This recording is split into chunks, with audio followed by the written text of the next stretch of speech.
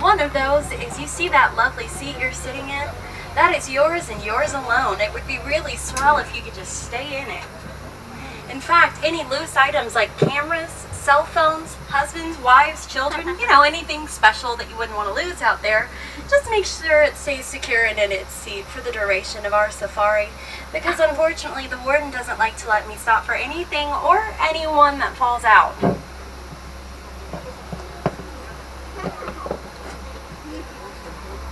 Well, looks like we're getting the all clear from the warden, so let's head on in. The first stop on our safari is going to be a lovely little place called the Little Ituri Forest. Now, Ituri actually does mean little, so this is the very little forest. The animals here are actually known for their excellent camouflage skills, so if you keep your eyes peeled, we may luck out. Like right over here on the right, this is an okapi. Now, the okapi is the only known relative of the giraffe. He does kind of look like he's related to a zebra, but you can tell he's related to a giraffe because his long gray tongue. If he decides to stick that tongue out at us, you'd be able to see that it's so long he can lick his own eyeballs and clean his ears. Don't try that one at home, kids. It doesn't make you very popular, trust me, I tried. Now, this guy's very special because he actually wasn't discovered until 1901, so the okapi's very good at hiding.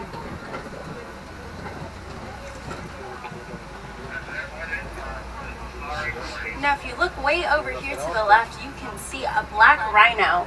Now, black rhinos can weigh up to 3,000 pounds. Unfortunately, though, these big fellas have actually gone almost completely extinct in the wild.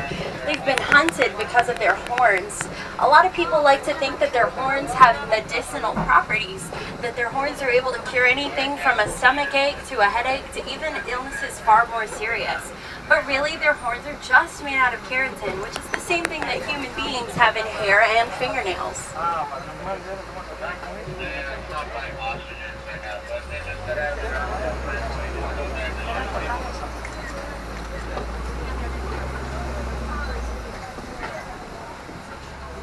Now, it's not uncommon to not see a lot of animals around here. They are so good at camouflage, they can be hard to spot. But if you look way over there, you can see a bongo. Now, the bongo has a nickname, and that nickname is the ghost of the forest. It's called the ghost of the forest because the shape of its horns allow it to run very quickly through brush and branches without getting tangled up. So as soon as it appears, it quickly disappears, just like a ghost. And if you miss that bongo back there, it looks like we're going to get another opportunity to this see is the orangutan. left. She is known next to the gorilla. Be very careful. She's hairy. Look at all that hair. Look, I can touch her. Now, look at that thing in her mouth. She's one of my favorite places. We're headed to the Safi River. The Safi River is a beautiful oasis. In fact, I love it so much I drive by here several times a day.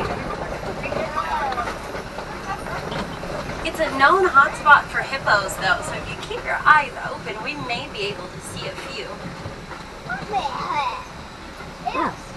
Look at that paper right there. I don't quite see any just yet.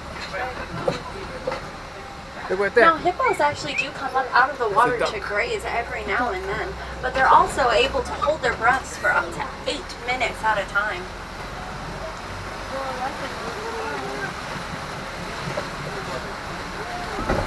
If you look way off into the distance, it looks like we're going to be able to see some hippos. A big group of hippos are actually called a bloat. But before we continue talking about the hippos, right here on the left, these guys are actually called pink-back pelican. Pink-back pelican get their name because their backs turn pink during their mating season. Both the males and females watch after their nest, though, so the eggs are really well protected. Here are some hippos right over here, this little bloat of hippos. Now, despite their large size, hippos are also excellent runners and excellent swimmers. But hippos can't float, so they don't swim like a normal thing would. They actually kind of just run underwater. Now, you guys all remember what I said about staying near and dear to those seats, right? It's especially important over this next part, because it looks like, oh no, they're here. Nile crocodile. Now, Nile crocodile are kind of like my dad. I say that because they'll eat almost anything. Their jaws are able to open up so wide that they can devour entire zebras. Well, you guys know how the saying goes. After a while, crocodile. That's one place I wouldn't want to stay very long.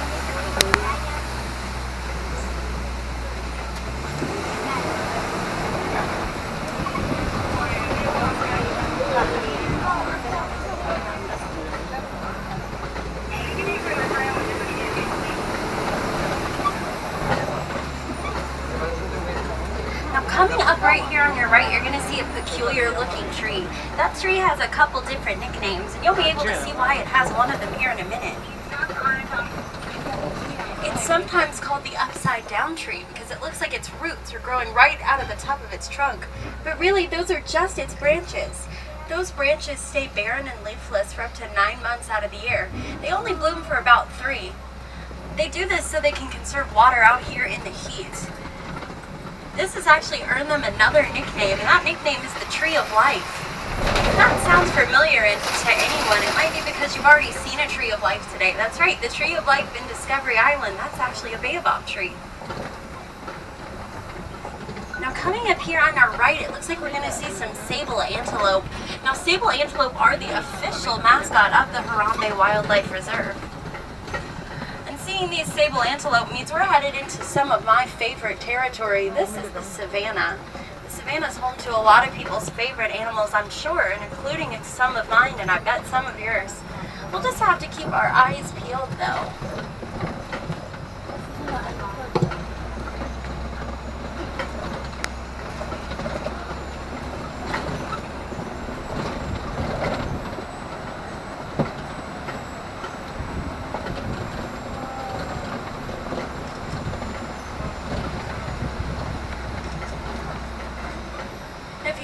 Here on the left, you can see some painted dogs. Now, painted dogs are very different from a lot of other animals, especially domestic dogs. They only have 4 toes, and unlike a lot of animals, they have both an alpha male and an alpha female.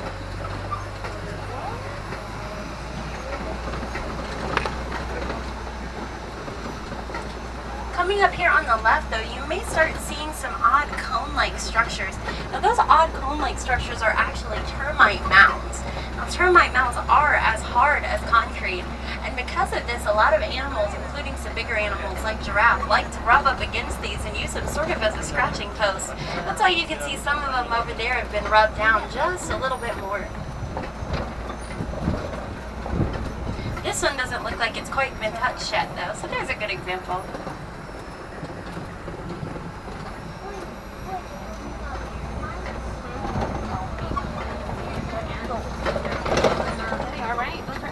No, they're termite. Both.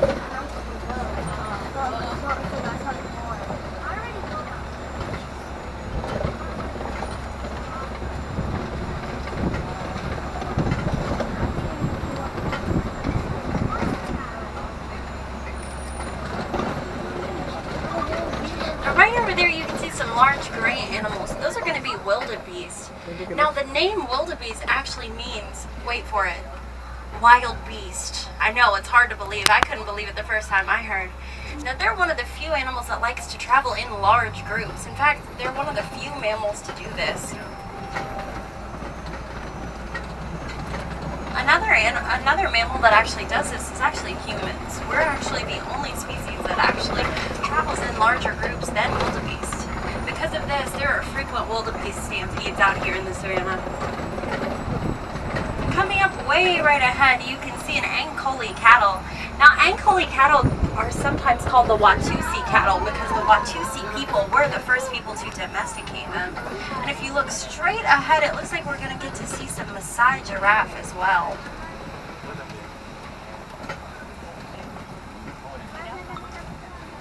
That's a giraffe. They're pretty. Now, Maasai giraffe differ from reticulated giraffe in the sense that their spots are just a little more abstract. Reticulated giraffe have smoother edge spots, whereas Maasai's spots don't really have any rhyme or any reason. Now these long legs coming up here on the left, as you can see, they actually enable the giraffe to run up to 35 miles per hour. In fact, a light jog for a giraffe is about 10 miles per hour.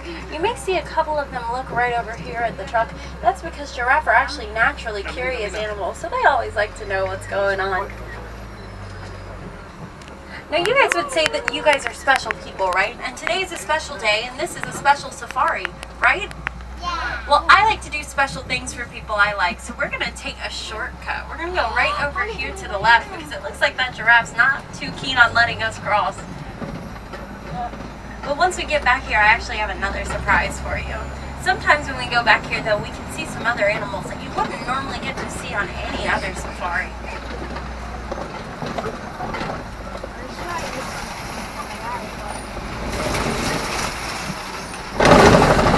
Like coming up here on your left, they might be a little difficult to see because they're so shy, but you might catch a mandrill. It looks like some are hiding behind that bush and maybe one or two in the trees. Now mandrills are known for their distinctive red and blue coloring on their faces and also their bottoms. They're the largest type of monkey. They travel in large groups, but they are very, very shy, so it's not uncommon not to see them. But if you look over your right shoulder,